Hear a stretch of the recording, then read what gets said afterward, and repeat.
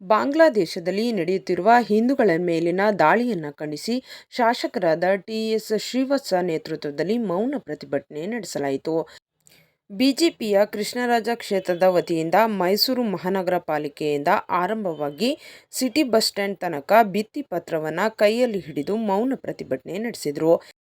ಮೌನ ಪ್ರತಿಭಟನೆಯಲ್ಲಿ ಶಾಸಕ ಟಿ.ಎಸ್. ಶ್ರೀವತ್ಸ, ಕೆಆರ್ ಕ್ಷೇತ್ರದ ಅಧ್ಯಕ್ಷರಾದ ಗೋಪಾಲರಾಜ್ ಅರಸ್, ಪ್ರಧಾನ ಕಾರ್ಯದರ್ಶಿ ಜಯಶಂಕರ್, ಜಯರಾಮ್, ನಗರ ಉಪಾಧ್ಯಕ್ಷರಾದ ಎಂ.ಆರ್. ಬಾಲಕೃಷ್ಣ, ಮೈಸೂರು ನಗರ ಮಾಜಿ ಪ್ರಧಾನ ಕಾರ್ಯದರ್ಶಿ ಸೋಮಸುಂದರ್ ಬಿಲ್ಲಯ್ಯ, ಚೇತನ್, ಚಂದ್ರಶೇಖರ್, ವಾದಿರಾಜ್ ಬಳ್ಳಾಳ್, ಹರೀಶ್, ರವಿ, ಕೀರ್ತಿ, ಕಿಶೋರ್ ಹಾಗೂ ಕೃಷ್ಣರಾಜ ಕ್ಷೇತ್ರದ ಬಿಜೆಪಿ ಕಾರ್ಯಕರ್ತರು ಹಾಜರಿದ್ದರು.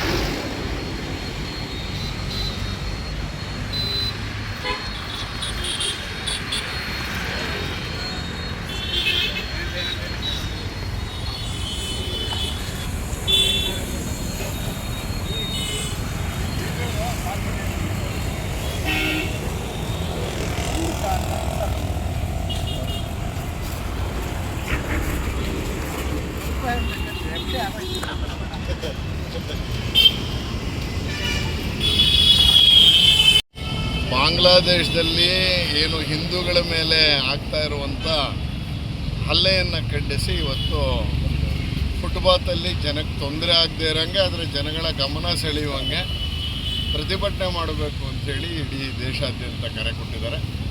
ಆ ಹಿನ್ನೆಲೆಯಲ್ಲಿ ಇವತ್ತು ಮೌನ ಪ್ರತಿಭಟನೆಯನ್ನು ಮಾಡ್ತಾಯಿದ್ದೀವಿ. ಲೆಕ್ಕಾರ್ಡ್ ಹಿಡ್ಕೋತಾ ಇದ್ದೀವಿ.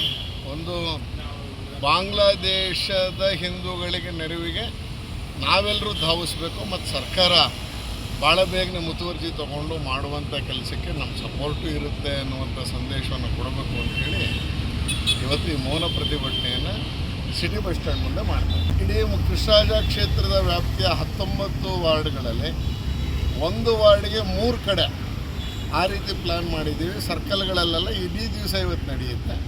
15-20 ನಿಮಿಷ ನಾವು ಸಾರ್ವಜನಿಕರ ಗಮನ ಸೆಳೆಯುವ ರೀತಿಯಲ್ಲಿ ಇಡೀ ಕ್ಷೇತ್ರದಲ್ಲಿ ಪರಿವಾರ ಏನು ಹೇಳಿದೆ ಆ ರೀತಿಯಲ್ಲಿ ನಾವು ಯೋಚನೆಯನ್ನು ಮಾಡಿ ಇವತ್ತು ಕೈ ಜೋಡಿಸಿದ್ದೀವಿ. ಈಗ ನಾವು ನಗರ ಪಾಲಿಕೆ ಕಚೇರಿಯಿಂದ ಶುರು ಮಾಡಿದ್ದೀವಿ. ಸಿಟಿ ಬಸ್ ಸ್ಟ್ಯಾಂಡಲ್ಲಿ ನಿಂತ್ಕೋತೀವಿ. ಒಂದು 15-20 ನಿಮಿಷ ನಿಂತು ಮೌನವಾಗಿ ಪ್ರತಿಭಟನೆಯನ್ನು ಮಾಡಿ ಮುಗಿಸ್ತೀವಿ.